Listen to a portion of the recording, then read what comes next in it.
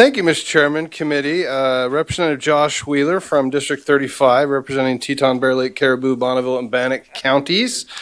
I mean, if we need a theme for the committee, I guess we can hold this one too, if that's what we're going to do. But let me present. Senate Bill 1247 is simple legislation that takes us on an incremental step along the E-Verify path, which has been part of our conversation this year, obviously. It will require that state and local governments and all private employers with over 150 employees who contract with the state in excess of 100,000 will use E-Verify. They must use it. And so that it would come into play January 1st of 2027. Obviously, the intent here is that we then have a uniform employment verification standard across all Idaho agencies and major government contractors. So that's, dealing with Idaho taxpayer dollars. Obviously, part of the conversation around E-Verify is that this could leverage that existing E-Verify, that federal infrastructure, rather than trying to create a new state bureaucracy for these kind of confirmations. It will also continue to defer immigration status determinations to the federal authorities so that we don't have a state overreach into that federal jurisdiction, which we all know immigration is a federal issue. So Senate Bill 1247 is really a tool to ensure that we have a legal workforce hired if taxpayer dollars are involved.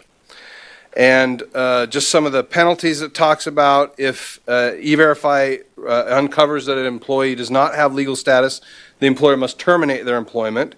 And if they continue to hire unlawful employees, then there's some compliance incentives that are enacted. And if it continues, penalties could also include loss of the state contract. So that means that business both in Idaho and out of state would be required to use E-Verify in these conditions. Again, where it's contracting over 100,000 and where they're a employer with more than 150,000 employees. Okay. Just briefly to address the fiscal note, we've talked with the agencies that would handle this within the state. They believe they can handle contract revisions as part of their normal legal operations. And then the Department of Labor also feels that they can handle any complaints that may arise out of this under their current budgets. I will stand now for questions, Mr. Chairman, and would ask that the bill be sent to the floor with a do pass recommendation, but I'll hear the will of the committee. Representative Harris. Thank you, Mr. Chair. I move we send Senate Bill 1247 to general orders. We do have a motion properly before this committee. Is there any questions or further discussion? Representative Crane, 13. Yeah, I've got some questions. Thank you, Mr. Chairman and Representative Wheeler. I applaud what you're doing. It makes sense to me, and I can see the nexus between if these are tax dollars that are being spent and we have a problem with illegal immigration, then we don't want tax dollars being spent on companies that are employing illegals. So that makes sense to me. Here's where I'm hung up a little bit. Why would we limit it to companies that only employ 150 people or more? That doesn't, I'm trying to understand why that threshold. A lot of times federal legislation will draw it at 50 employees. So small businesses are not subject to it, but they consider if you have 51 employees or more not to be in that category. So I'm curious at why you picked the 150. Representative Wheeler. Thank you, Mr. Chairman and Representative Crane. The intent was to, again, sort of incrementally move into this, and we recognize that employers that have that number of employees are the most likely to have existing HR departments with the capacity to handle some of the administrative burdens that the E-Verify system may impose on them. And so that is really where that number came from. And maybe, Mr. Chairman, if I may, Representative Crane, could you address, is that something that you would want to see change in general orders if that's really where we're going? Follow up. Thank you, Mr. Chairman. And no, just curious how you came up at the 50. And I'm fine if it goes to general orders to do that. Because I can see drawing that line where the feds draw that line. That makes sense to me. If you're saying, hey, I'm not going to capture the guy that's got 2 or 3 employees or 20 employees. But you could even convince me if you're going to just bid on state projects, period. That's one of the conditions for bidding on a state project, is you've got to be enrolled in the E-Verify system. So I was just curious why you picked the 150. Representative Wheeler? Yeah, again, I think, to answer that question, and again, I think the other reason we decided that contracting limit of 100,000, right, is that we don't end up imposing the system, which in some ways is a little unproven still, on our small employees, or excuse me, our smaller employers who are doing smaller subcontracts for the state. But I could certainly see in a follow-up bill in a future session pursuing that as we begin to see the data that it's workable. Follow-up. Thank you, Mr. Chairman. Representative Wheeler, would you be amenable to then 150 in 2027? Maybe give it 2 years and then it goes down to 100, like a graduating stair step in, so businesses have some predictability that they know that this is coming, especially the smaller businesses, and then they can choose whether they want to engage in the public works process or not. I mean, I could be convinced it could happen every 2 years or it could happen every year, whatever. But I'm fine with a phased-in approach and finally getting all businesses, because I think there is a valid point. These are people's taxpayer dollars, and they don't want them spent on companies that are hiring your illegal workforce. So I applaud where you're going. Representative Wheeler? Yeah, Mr. Chairman, Representative Crane, again, appreciate the conversation, appreciate the feedback. What I would say is, given where we're at in the session, and given my not quite black cat level superstition about our general orders, right, I would rather just get this passed how it is and then have that conversation in the interim. But I'm not like madly opposed to the idea of a tiered approach, because I think that is sensible, provides some predictability, like you mentioned, Representative Crane, 13. But that would be my sort of reaction to that question. Representative Cheatham?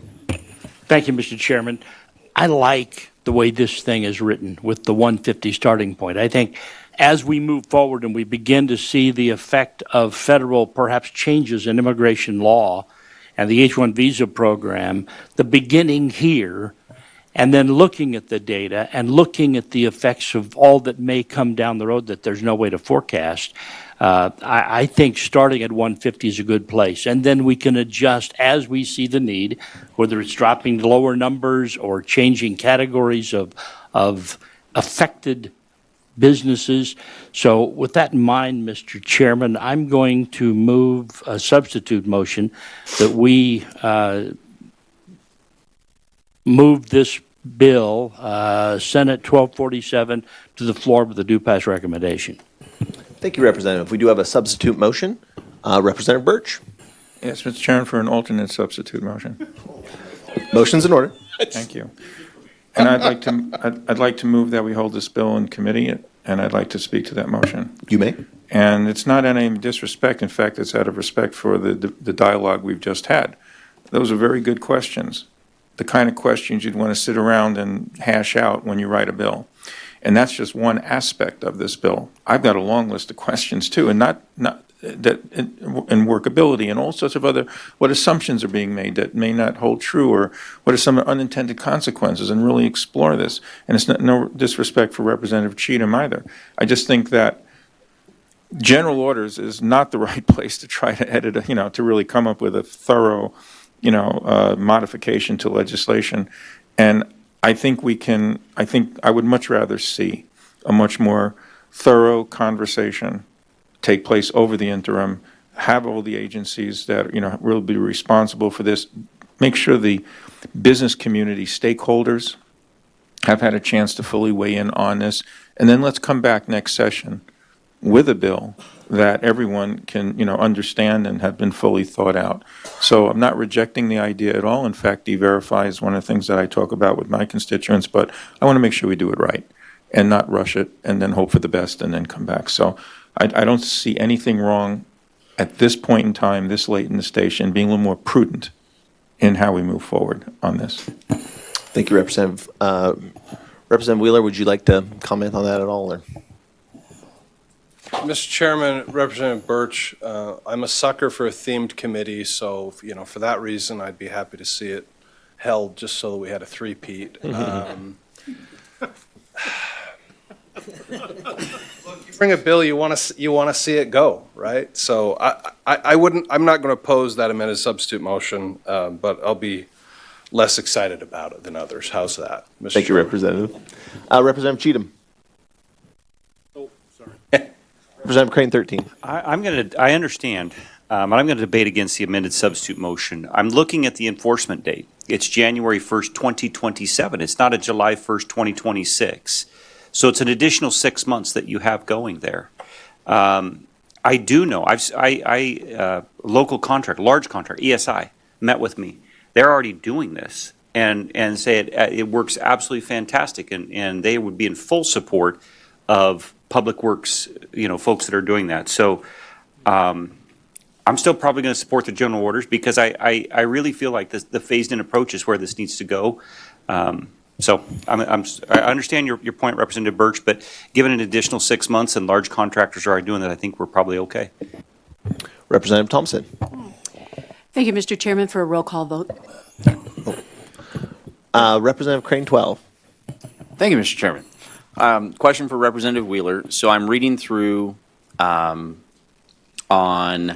line 22, page 1, and it looks like you have the more than 150 employees during more than 26 consecutive weeks over the immediate 24-month period. Is there a reason that's worded specifically in that way as opposed to just, hey, these are, continuously 150 employees year-round, year-over-year? Is it seasonal? Is that where you're kind of going after? Representative Wheeler. Mr. Chairman and Representative Crane 12, I want to defend my chairman that your light's hard to see sometimes. The intent there was really to make sure that you couldn't game the system and cut down to 149 employees so that you're under it or whatever. That's really the intent there. Thank you. I wondered if that's where your intention was going. Thanks for clarifying that. Yep. Representative Birch. Thank you, Mr. Chairman. Just for a brief comment that in Representative Crane's debate against my alternative substitute motion, that what concerns me is when we say we're probably okay. I'd like to have time to know that it's not just probably okay.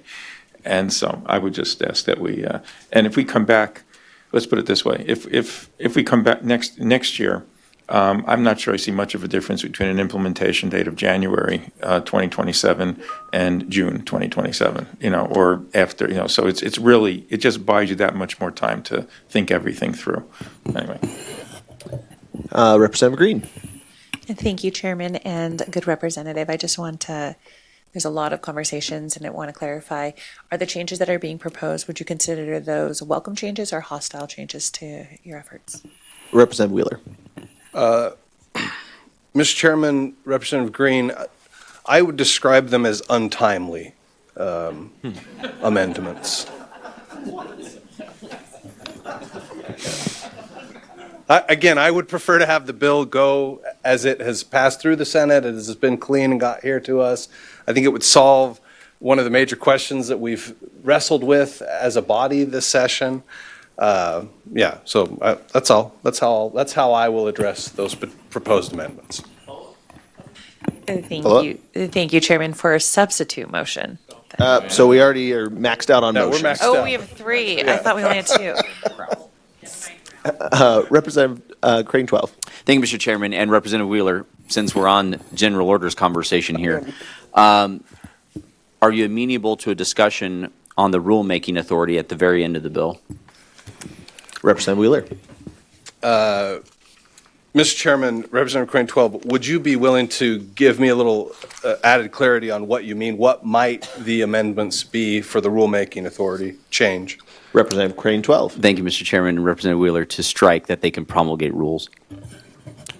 Representative Wheeler.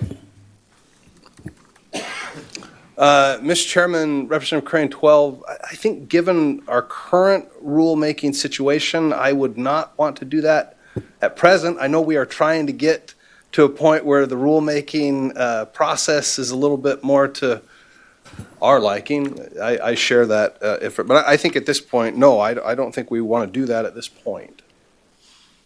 Representative Veely. Mr. Chairman, and I don't know if this goes to Representative Wheeler or not, but what are the amendments that we're talking about? Representative Wheeler? Mr. Chairman, I have heard of a tiered employee approach over 2 years. I've heard of a potential striking of rulemaking authority. I don't know beyond that, and I would welcome hearing from the committee if there are other untimely amendments. Follow up? Mr. Chairman, no, I would be just as curious as you. Representative Birch? Thank you, Mr. Chairman. I would just like to say that after listening to, thanked Representative Crane 13, Representative Crane 12, and Representative Veely, because the more questions you keep on asking, the more you're making my point. Thank you, Representative. Committee, any further discussion? All right, we will take the motions. First, we're going to take up the, what is it? The amended substitute motion, which was to hold in committee. We did get a roll call vote, so the secretary will call the roll. Chairman Redmond, No. Vice Chairman Wheeler, Yes. Representative Crane 13. No. Representative Palmer. Representative Barbieri. No. Representative Cornelis. Yes. Representative Crane 12. No. Representative Ehlers. No. Representative Monks. No. Representative Cannon. No. Representative Harris. No. Representative Marmon. No. Representative Razor. No. Representative Thompson. No. Representative Cheatham. No. Representative Veely. No. Representative Birch. Yes. Representative Green. Yes.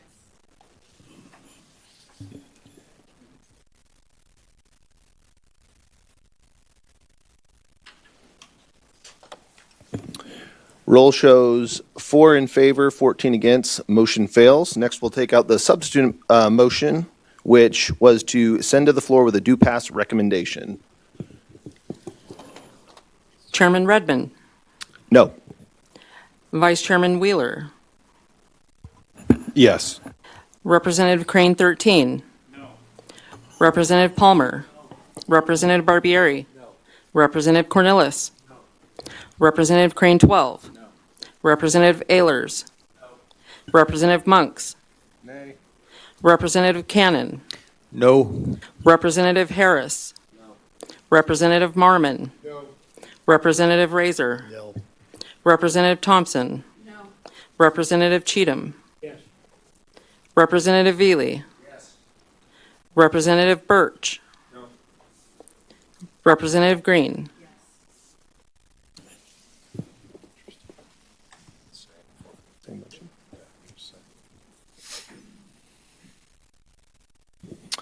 The roll shows 4 in favor, 14 against. That motion also fails. Now we'll take up the original motion, which was to send to general orders. Chairman Redmond. Yes. Vice Chairman Wheeler. No. Representative Crane 13. Yes. Representative Palmer. Yes. Representative Barbieri. Yes. Representative Cornelis. Yes. Representative Crane 12. Yes. Representative Ehlers. Yes. Representative Monks. Aye. Representative Cannon. Yes. Representative Harris. Yes. Representative Marmon. Yes. Representative Razor. Yes. Representative Thompson. Yes. Representative Cheatham. No. Representative Veely. No. Representative Birch. No. Representative Green.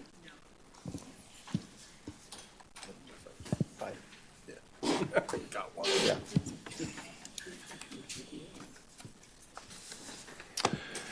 Roll shows 13 in favor, 5 against. Motion does pass, and Senate Bill 1247 will be sent to general orders. With that, committee, we have to be back up on the floor. We are going to move to call of the chair, and we're adjourned.